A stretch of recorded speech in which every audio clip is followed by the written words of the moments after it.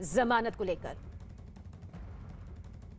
ये certificate issue किया गया मुंबई डिस्ट्रिक्ट कलेक्टर ऑफिस से, लेकिन केंद्र सरकार में किसी भी प्रकार का कोई इस तरह का प्रावधान नहीं है कि वो वैलिडिटी कराई जाए।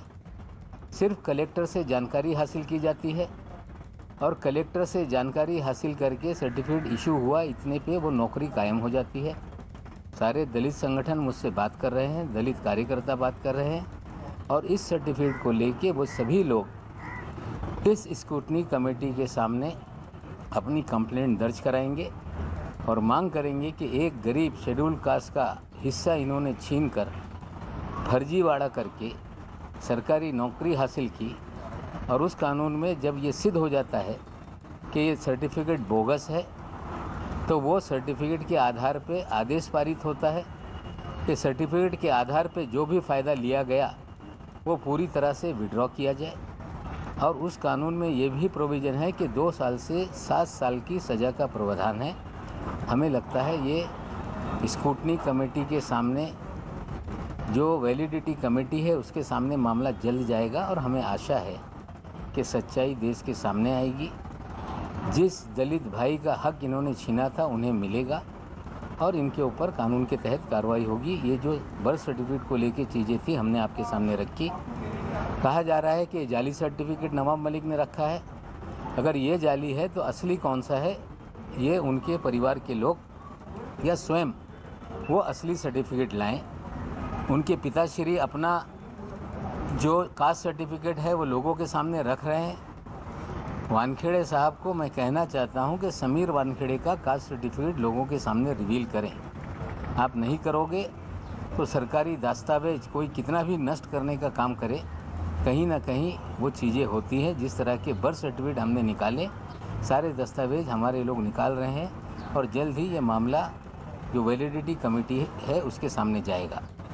जहाँ तक सवाल है कि आज हमने अपने ट्विटर पे एक खत जो मुझे प्राप्त हुआ है, वो खत किसी एनसीबी के दफ्तर के एक अधिकारी ने अपना नाम गुप्त रखने की शर्त पे वो खत मुझे भेजा है। उस खत को मुझे मिले हुए 2 दिन हो गए। जब मैं जा रहा था परभनी के लिए उसी दिन खत हमें प्राप्त हुआ था।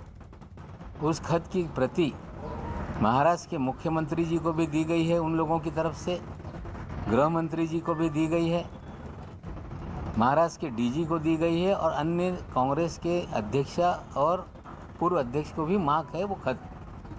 मैं एक जिम्मेदार नागरिक के नाते मेरा दायित्व बनता है कि ये खत जो एनसीबी ने विजिलेंस कमेटी के जरिए जांच शुरू की है, हम इस खत को डीजी एनसीबी को भेजेंगे, रिक्वेस्ट करेंगे कि इस जांच में इस खत में जो तथ्य लिखे गए हैं 26 केसेस का उसमें जिक्र किया गया है, उस जांच में भी इसको शामिल करें।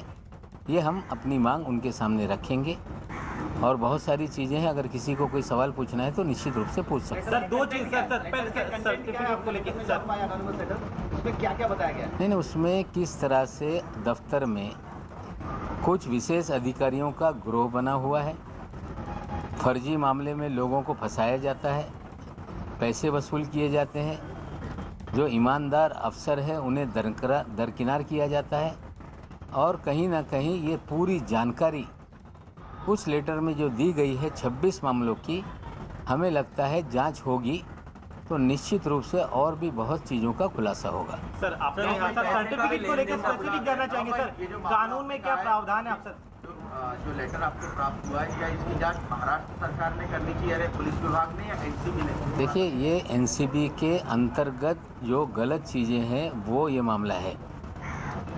विजिलेंस की जांच शुरू हो गई। जिस तरह से पिछले कई दिनों से आरोप लगते रहे, हम स्वागत करते हैं कि कम से कम एनसीबी ने अपनी साख को कायम रखने के लिए एक जांच बिठाने का काम किया है और निश्चित रूप से जब जांच चल रही है तो जो दस्तावेज सामने आए हैं, हम विनती कर रहे हैं कि इस चीज़ों की भी जांच हो।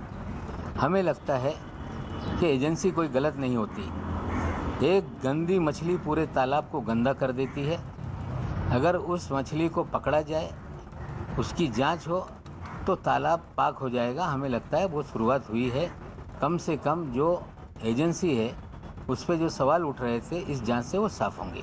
सर लेकिन पत्र का कंटेंट अगर उसके बारे में आप थोड़ा सा बताएं, क्योंकि काफ़ी कुछ पत्रों को पढ़ने के बाद ये चीज़ें 26 मामले हैं, अलग अलग केसेस हैं जिसमें किस तरह से एक निगरो को फंसाया गया है, किस तरह से किसको फंसाया गया है, फिल्म वाले मामले को भी चीज़ें उसमें रखी गई है।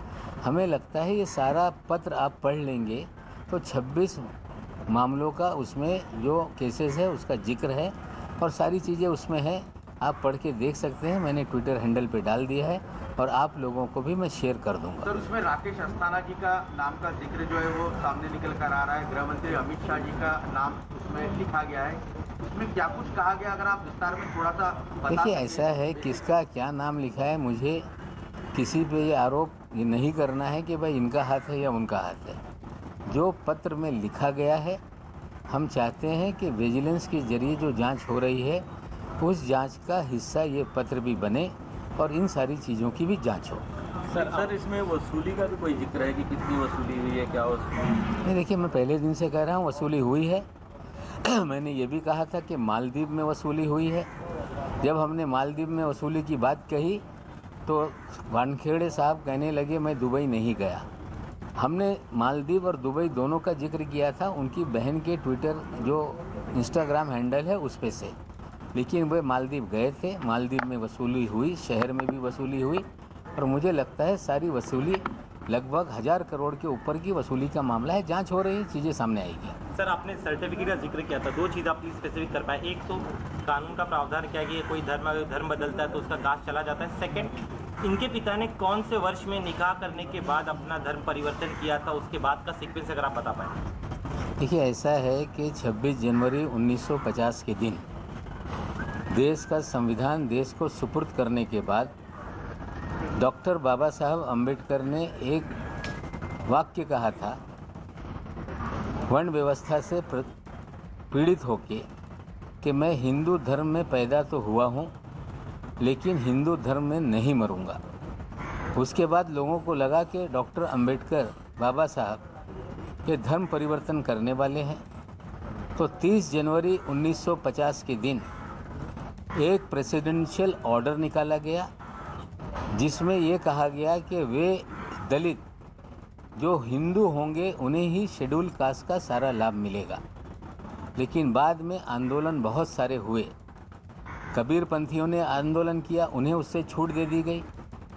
सिख भाइयों ने आंदोलन किया, उसे छूट दे दी गई। और उसके बाद 1991 में वीपी सिंह जी के आने के बाद जो नव बौद्ध हैं, जो हिंदू महार अपनी जाति लिखते थे, निर्णय लेके नव बुद्धों को भी उसमें से छूट दी गई है। लेकिन आज भी देश में क्रिश्चियन और मुस्लिम अगर कोई कन्वर्ट करता है तो उसकी जाति समाप्त हो जाती है। ये देश के कानून में प्रावधान है। जहाँ तक आपने वानखेड़े साहब के बारे में, पिताजी के बारे में पूछा, ये 75 में मुंबई में पोस्ट हुए। पहली बिटिया का उनका जन्म 78 में हुआ है। इसका मतलब है ये शादी 76-77 के दरमियान कभी हुई है। वो निकाह नामे की भी खोज हम लोग कर रहे हैं और चीज़ें सामने आएगी। पिताजी का भी जो बेनिफिट है वो भी गलत तरीके से लिया गया आज तक, उनकी भी कंप्लेंट होगी। आज तक जितनी सैलरी उन्होंने ली है वो भी उन्हें वापस करना पड़ेगा। जो पेंशन है वो भी बंद होगी। तो सिर्फ एक मामला नहीं है, हमें लगता है कंप्लेंट दो होगी। जो खत आपको मिला है, क्या आपको इसने पुष्टि की कि की तरफ से ही आया है? देखिए, ऐसा है कि जो चीज़ें लिखी गई उसमें कुछ घटनाक्रम ऐसी है कि शहर के बहुत सारे लोग 6 तारीख के बाद मुझे आकर मिल रहे हैं। जो अलग अलग चीज़ लोग आके बता रहे हैं, जिन लोगों का इस्तेमाल किया गया है। मैं आपको बता दूं कि जिस तरह से प्रभाकर साली ने कहा कि मुझसे 8 से 10 कागज़ों पे ब्लैंक सिग्नेचर किए गए। एक और गवाह इसी तरह का मेरे पास आया था, वो डरा हुआ था। उसने कहा कि 50 कागज़ों पे मुझसे ब्लैंक सिग्नेचर लिए गए। वो एक जिक्र कर रहा था जो नाइजीरियन को फंसाया गया, उसी की खबर पे नाइजीरियन वाला मामला बना था। उसने जो जानकारी दी वो इस खत में है, और कुछ लोगों ने जो जानकारी दी वो इस खत में है। इसलिए मुझे लग रहा है कि ये कहीं ना कहीं कोई अंदर का अधिकारी है जिसने ये जानकारी हमें मुहैया कराई। लेकिन इस खत को लेकर कई सारे सवाल भी उठ सकते हैं, क्योंकि आपने कहा इसके ऊपर किसी का नाम नहीं है, तो कैसे विश्वास किया जाए कि ये खत जो है वो सही है? इसकी जांच क्या, मतलब इसकी जांच कैसे है? देखिए, ऐसा है, जब विजिलेंस ने जांच शुरू कर दी है, अगर कोई अधिकारी उसी संगठन का है तो कभी खुल के अपना नाम नहीं लिखेगा। हम ये नहीं कह रहे कि आप दंडित कर दो, लेकिन हम ये चाह रहे हैं कि जब सारी खबरें जो अंदर का अधिकारी दे रहा है या जो अलग अलग लोग ये सारी चीज़ें मुझे आकर बता रहे हैं, तो मुझे लग रहा है इसमें तथ्य है।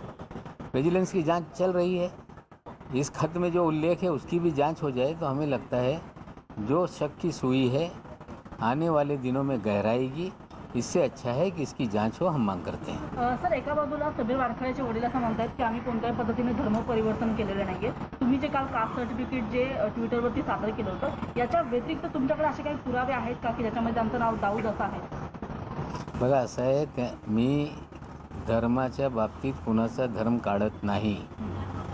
माझा लढा हा एका मागासवर्गीयाचा अधिकार हुसकून बोगस कागदाच्या आधारावर त्याचा अधिकार त्यांनी स्वतःसाठी घेतलेला हा लढा माझा आहे. मी कुणाचा बहिणीचा, पत्नी। तो महाराष्ट्र के मंत्री नवाब मलिक की प्रेस कॉन्फ्रेंस आप सुन रहे थे। एक बहुत बड़ा खुलासा करते हुए उन्होंने अब से करीब आधे घंटे पहले ट्विटर पर जो पोस्ट किया है वो इस वक्त हम देख भी रहे हैं, क्योंकि 4 बहुत महत्वपूर्ण पेपर्स जो है उनके जरिए वो खत जिसका जिक्र अपनी प्रेस कॉन्फ्रेंस के दौरान वो यहां पर कर भी रहे हैं, जिन 26 मामलों का जिक्र कर रहे हैं, डिटेल के साथ ट्विटर पर उन्होंने उसे ट्वीट किया है। हालांकि नाम गुप्त रहने का आधार यहां पर जरूर उनके जरिए कहा गया। आनंद तिवारी हमारे सहयोगी ज्यादा जानकारी के लिए। आनंद, ये प्रेस कॉन्फ्रेंस यहां पर उनके सामने आ रही